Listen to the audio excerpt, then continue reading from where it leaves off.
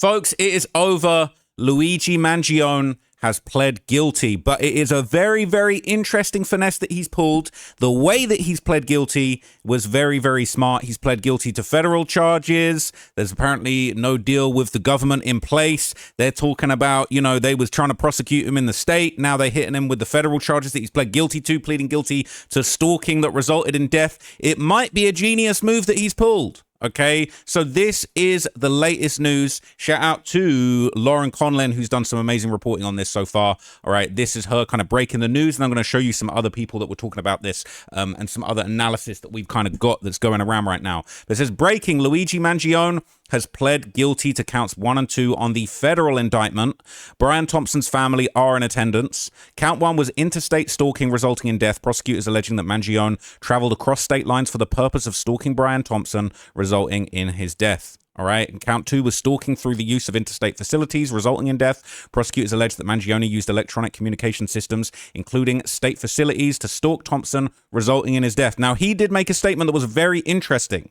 So shout out to Inner City Press. If you remember when we were covering the 6ix9ine RICO case years ago now at this point, okay, damn near 7 years ago, Inner City Press was in the courtroom doing some of the most sterling reporting on this, and it appears that his breakdown of Luigi actually taking his plea in court is here, and it is pretty crazy. So I'm going to read you everything that he said, and then I'm going to let you know some of the new information that's coming out, and there's a sketch of him in court. So it says at 10:50 a.m., Karen Friedman Agnifilo, Mark Jacob Kaplan are at the defense table in courtroom 105.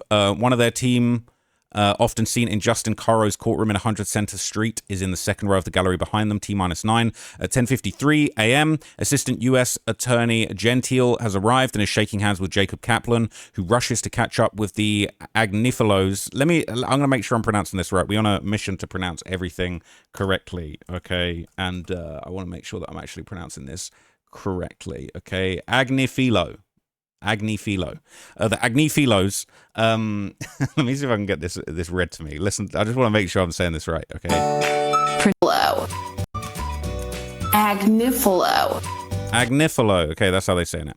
So the Agnifilos, as they go back into the holding cell to meet with Luigi, 10:54 a.m., the U.S. Marshal with black plastic gloves on is searching the defense table to make sure everything is safe. There's a box of Kleenex there if necessary. Marshal sets up behind the 4 chairs at the defense table, T-4. 10:58 a.m., Mangione's 3 lawyers have gone back out. They now shake hands not only with the AUSA Gentile, but also AUSA's Jung Xiang, Alexander Messiter, and Thomas John Wright. They're all huddling together. It's kickoff time. 11:03 a.m. Discussions among the 7 lawyers continue. AUSA Gentile, clearly speaking for the government. Mark Agnifilo doing most of the defense talk, but often turning to Karen Friedman Agnifilo, who nods or adds something. She's the bad cop, it seems, in the New York case. For Karen Friedman Agnifilo's many fans, there was a reference to good cop, bad cop roles. Now the huddle has split into 2, with Jacob Kaplan remaining at defense talk, chatting with a man in a black suit plus a black shirt, T+7. At 11:10 a.m., Luigi Mangione is led in wearing an MDC tan jail suit, hand behind his back, not handcuffed, and the Agnifilos sit on either side of him. Karen Friedman Agnifilo shows him some papers. Karen Friedman Agnifilo at 11:12 a.m. is pointing at particular lines in the pages. Luigi Mangione looks down at it, looks up, and shakes his head. 11:13 a.m., Luigi Mangione signs a piece of paper. All rise, and Judge Garnett comes in, and the counsel are introduced. Special Agent Thomas Ford of FBI is in well behind the AUSAs. AUSA Gentile, Mr. Thompson's family is here today in support. Judge Garnett said, "Do you have an application?" Karen Friedman Agnifilo says Mr. Mangione is prepared to plead guilty to the indictment at this time. The judge says counts 1 and 2. Mangione says yes. Judge Garnett says, have you taken any medication or alcohol or drugs in the past few days? They're saying, what are you smoking? You pleading guilty now?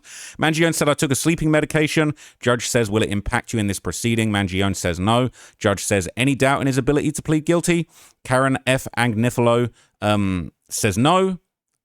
AUSA Gentile says no. Judge Garnett says you would be giving up your rights by pleading guilty. You'd be entitled to a speedy and public trial. this is in brackets, will there still be one in New York State court despite the Paul Manafort double jeopardy precedent that we wrote about this morning? And I think it might be the move that he's making here is that double jeopardy, you can't be charged and tried for the same crime twice. And if he's pleading guilty to this in the feds under better conditions, he might have just swooped away from what would have been more serious state murder charges. That's actually a crazy move. Judge Garnett says you will give up your right to a trial. There will be no appeal as to whether you did the crime. Do you understand? Mangione says yes. Judge says, are you willing to give up your rights? Mangione says yes. Judge Garnett says, do you understand the charges? Mangione says yes. Judge said elements. AUSA Gentile said that he traveled interstate with the intent to kill Brian Thompson, resulting in his death. Also on cyberstalking, defense used a facility of interstate commerce. Judge Garnett said intent to harass would satisfy the statute. AUSA, it's obviously the attorney for the USA, Gentile said it would. Judge Garnett said the maximum possible penalty is life in prison on both counts in 1 and 2, which could be followed by 5 years of supervised release. Also, a maximum fine of $250,000. So the maximum penalty is life in prison. The fact that he is taking a plea, I would like to think, would mean that he's not necessarily going to get life, because that's the maximum possible. All right. You see gang members doing murders, they be getting 18 years, 25 years. A lot of people have sympathy with Luigi. I'm not going to say whether I do, but it says Judge Garnett on each count, so $500,000 in total. Are you a U.S. citizen? Mangione says yes. Judge Garnett says you may lose the right to vote, the right to hold public office, to serve on a jury, or have a firearm. You have a state case. The penalties could be consecutive. So what's interesting about that, right? We ain't going to see President Mangione anytime soon, but who really cares? Judge Garnett says your lawyers cannot tell you what my sentence will be. And then Inner City Press put a note, nor what the result of double jeopardy or the Manafort precedent arguments in New York State courts, Justice Caro First Department Courts of Appeals either. Judge Garnett says, I understand you have no plea agreement, but rather a Pimentel letter with sentencing guideline estimated to start at 292 months. Has anyone forced you to plead guilty? And he said no. So 292 months, all right? That's about 24 years. Okay, that's the sentencing guidelines for him. I ain't gonna lie, ain't too bad compared to life without possibility of parole. And he's a young guy. So Judge Garnett says, tell me what you did. And now we get into the juicy stuff. He's gonna keep it real. He lays everything out, how he did it, what he did, why he did it. This shit is crazy. Are you ready? Mangione said, I'll stay seated. After years of negotiating severe pain in my back and seeing others too, I learned United Health would hold its conference. Judge Garnett said, I'm having trouble hearing you. Mangione kept talking. He said, I researched the event online. I observed the conference of the largest healthcare company would be attended by executives, not doctors, nurses, or patients. So I traveled to Manhattan and emailed leadership posing as an investor managing $58 billion. Mangione said, unlike my other experiences, I was contacted back in 1 hour. So he'd been struggling to get support for his ongoing crippling back pain. They never replied to him. They never get back to him. And he said, I pretended to be an investor worth $58 billion, and they hit me back straight away in 1 hour. And he said, I bet. He printed a gun with a 3D printer. He pulled up, he shot Mr. Thompson, and he died. Straight to the point. I understand he would be afraid. I knew what I was doing was illegal. Judge Garnett said, any valid defense? KFA said no. Judge said evidence with emphasis on if the defendant knew Mr. Thompson would be in fear. The AUSA Gentile said we have video, including the shooting on 54th Street near 6th Avenue. Mr. Thompson turned and faced the defendant as he fired again. AUSA Gentile said we have evidence from his arrest in Altoona, Pennsylvania, a 9mm gun, a notebook, including info about United Health, eyewitness testimony of the shooting. Judge Garnett said, do you have evidence Mr. Thompson knew what was going on before the second shot? AUSA said yes. Judge Garnett said, how do you plead? Mangione said, guilty. Judge said the probation department will want to interview you. If you speak with them, it's important you're truthful and accurate. If you see any mistakes in the report, point them out. And then they said, I get sentencing for December 18th. Are you free then? And Karen Friedman Agnifilo said yes. All right. Adjourned. That was it. Shout out to Inner City Press. You can send him money. You can buy his book. You can do all of that good stuff, man. I definitely recommend you support him. But that shit is crazy. Okay. That's crazy. So this is kind of like a little bit more background, just breaking down. It said, as Luigi explained in court today, he endured years of severe, debilitating pain following a broken back, while struggling to navigate our healthcare and health insurance systems. Like the thousands of people who have reached out since this tragedy to share their own experiences, he believed the system failed him and destroyed his life. He's been treated differently from every other defendant charged with this offense in New York. However, thankfully, New York law does not permit a person to be prosecuted and punished twice for the exact same crime. It's also known as the double jeopardy law. They're saying he's the best to pick up lines. You're going to need to pick up his commissary after this one. Okay. Absolutely crazy. Okay. Absolutely crazy. So here's CNN have got like a live update set on this. This is the courtroom sketch of exactly how it went down. And that's where it went down. He said it. I mean, he said exactly what we thought. People are saying the life sentence is still very likely despite his guilty plea. That's just info from a former U.S. prosecutor and their opinion. There's no plea deal on the table. So the federal judge does have the option to, you know, decide what they were doing. But at the end of the day, all I'll say is that we see gang members shooting at each other, killing each other all the time, and they give them pretty lenient sentences, 18 years, 25 years, that sort of thing. For this guy that, you know, you could say the gangsters are enemy combatants. You know, this guy was clearly tormented by this crippling back pain. I'm not saying it's okay to murder anybody. I don't condone his actions. I do condemn murder in all forms. But you can see the reason. You can see what drove him to that. And I think that that is definitely, you know, definitely gives a motive that I think a lot of people are sympathetic to.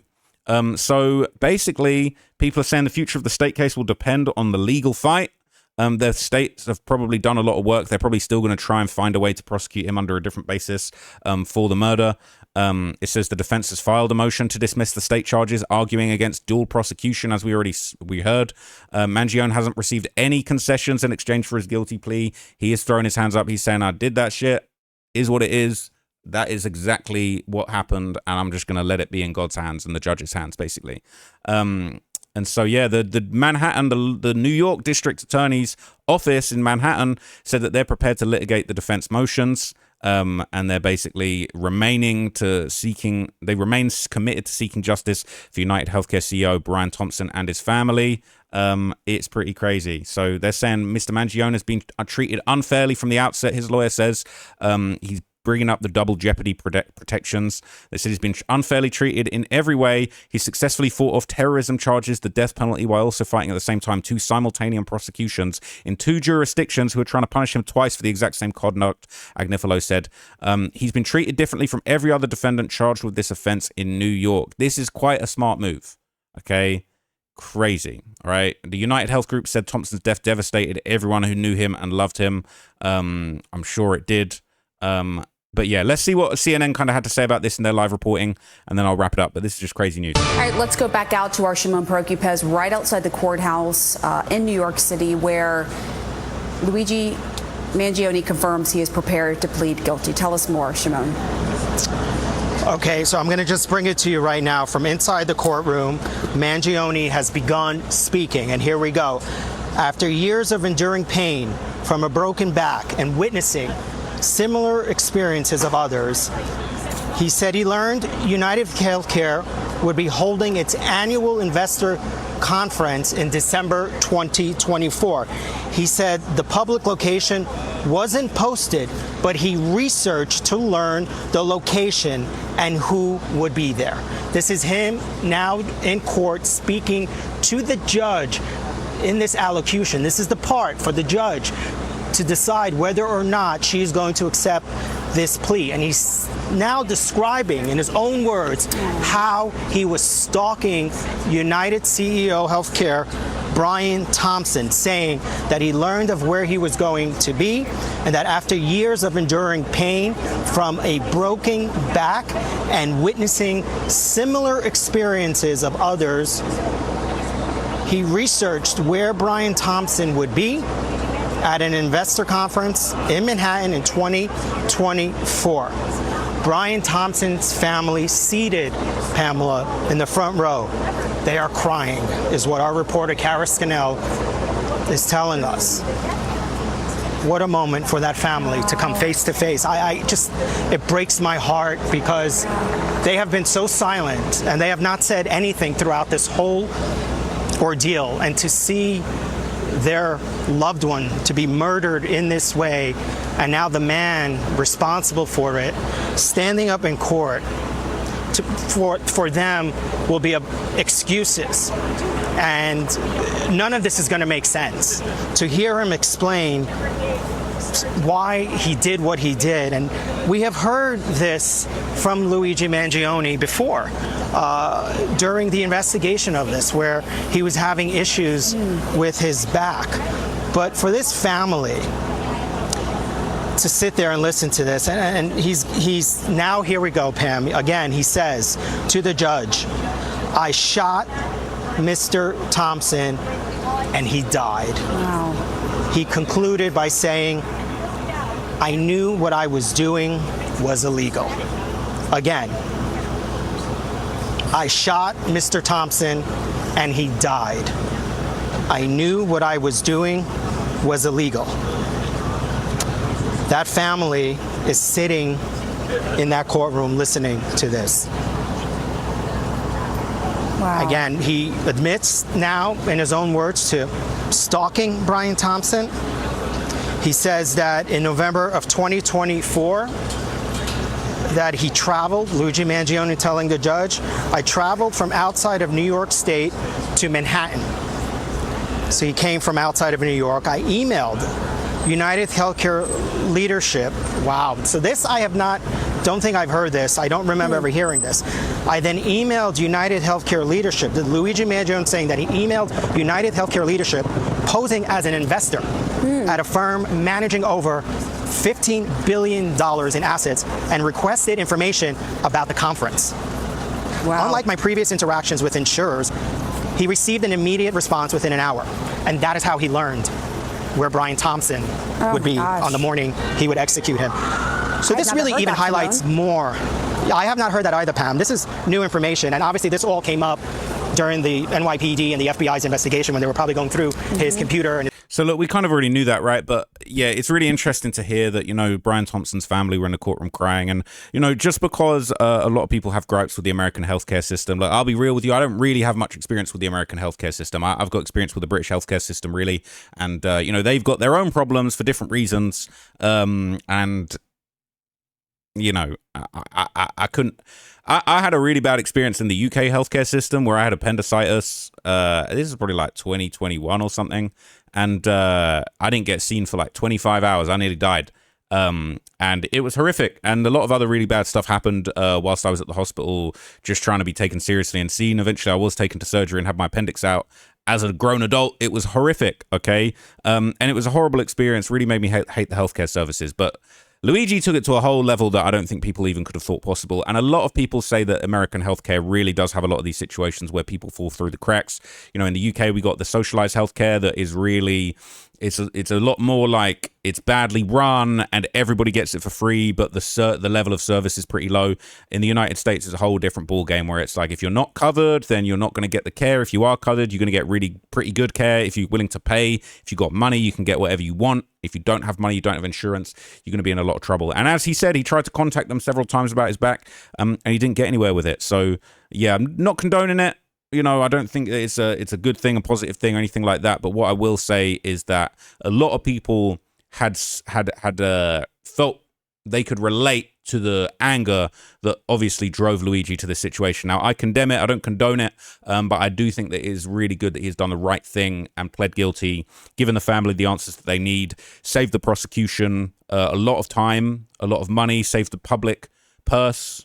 The citizens of the United States and their tax dollars, a whole lot of money, and he is probably going to be treated like a legend in the jails. So at the end of the day, he'll probably go back, probably write a book. If he doesn't get life without parole, he'll be back out here, probably doing DJ Vlad interviews in 24 years' time. All right, so we're going to find out a lot more about the situation, and he's probably going to become this sort of like hero deity for the anti-healthcare movement, which is really interesting. But anyway, I will catch you guys in the next video. Thank you for watching this update. I'll let you guys know if I hear anything more about that. For now, that's out. That's me out. That's me done. Thank you. Bye.